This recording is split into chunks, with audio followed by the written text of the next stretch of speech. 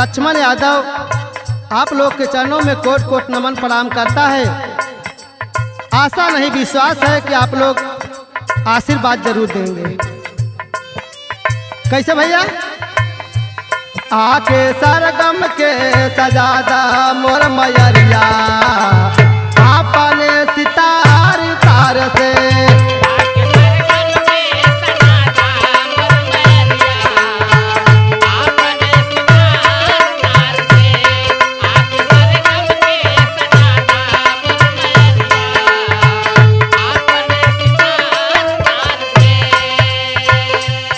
आके सरगम के सजादा मोर मयरिया आपने सितार तार से आके सरगम के सजादा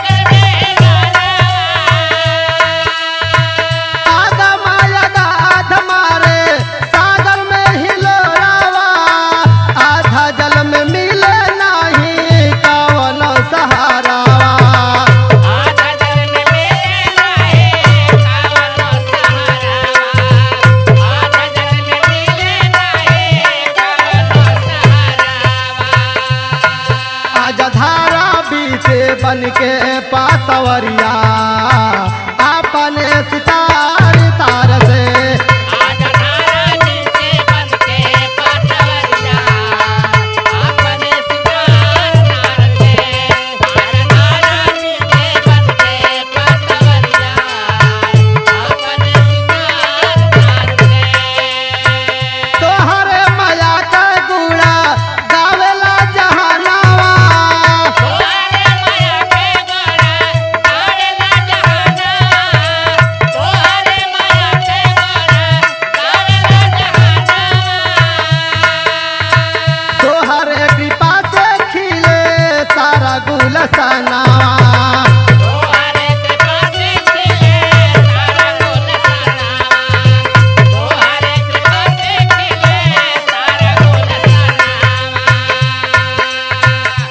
मैया तो हई सबके खेवलू नवरिया मैया तो हई सबके खेवलू नवरिया आपने सितार तार से मैया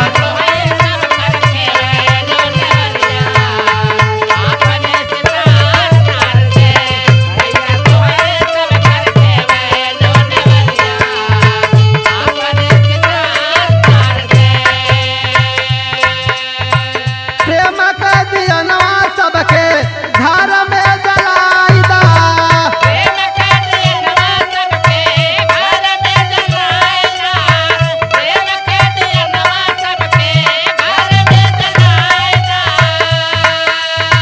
हिंसा के माई दिल से सबके मिटाई दा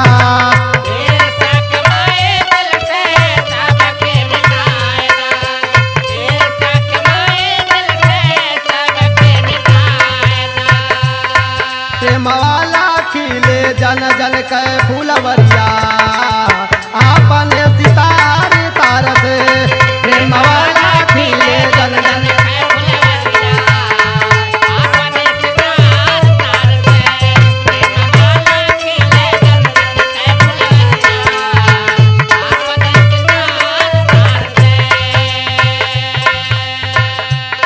ए माँ ऐसा करो कि प्रेम वाला फूल हर व्यक्ति के मन में फूले माँ। पूरा कैद माई सबके दिल का यार माना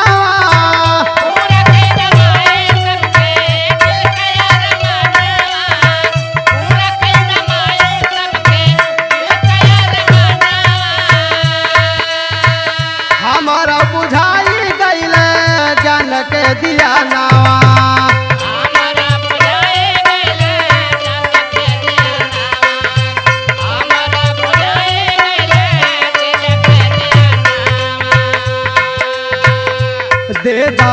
महफिल बीते सारा में लहरिया देदा महफिल बीते सारा में लहरिया अपने सितार तार से देदा महफिल बीते सारा में लहरिया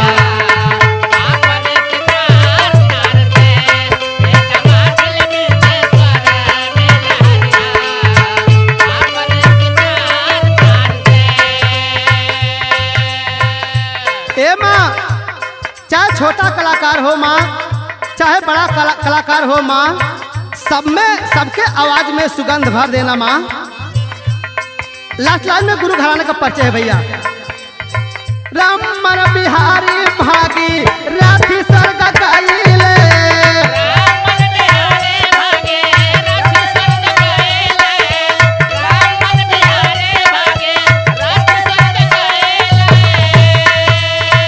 श्याम राम पाती रघुबर नैया लगावाले श्याम राम पाती रघुबर नैया लगावाले